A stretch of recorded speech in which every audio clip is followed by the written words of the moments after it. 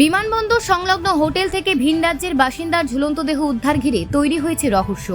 Hotel সূত্র মারফত খবর, গত 13ই জুলাই আন্দামান নিকোবরের বাসিন্দা আর শ্রীনিবাসা রাও তিনি কলকাতায় এসেছিলেন কর্মসূত্রে এবং বিমানবন্দর সংলগ্ন হোটেলে তিনি ওঠেন। দুদিনের জন্য হোটেলে রুম বুক করেছিলেন। 15 তারিখে চেক আউট করার কথা ছিল, কিন্তু চেক আউটের সময় পার হয়ে গেলেও তিনি চেক আউট করেননি।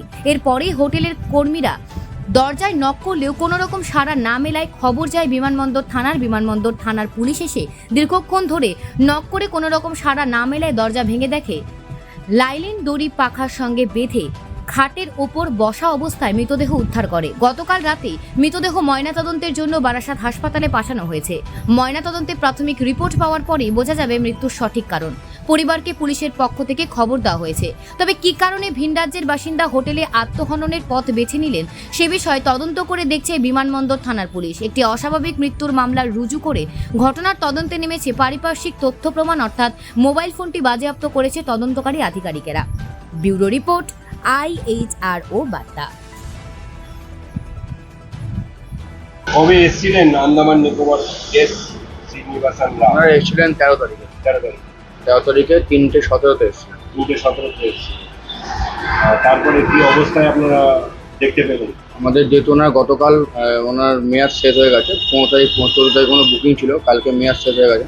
তো আমরা 11টা থেকে আমরা নক করা শুরু করি, যেহেতু আমাদের 11টার চেক আউট টাইম। তো নক করা থেকে শুরু করে যখন দেখলাম যখন নক খুলছে না, তখন ভাবলাম একটা গেস্ট আছে 11:30 পৌনে 12টার সময় চেক আউট করে, আমরা একটু ওয়েট করে যাই।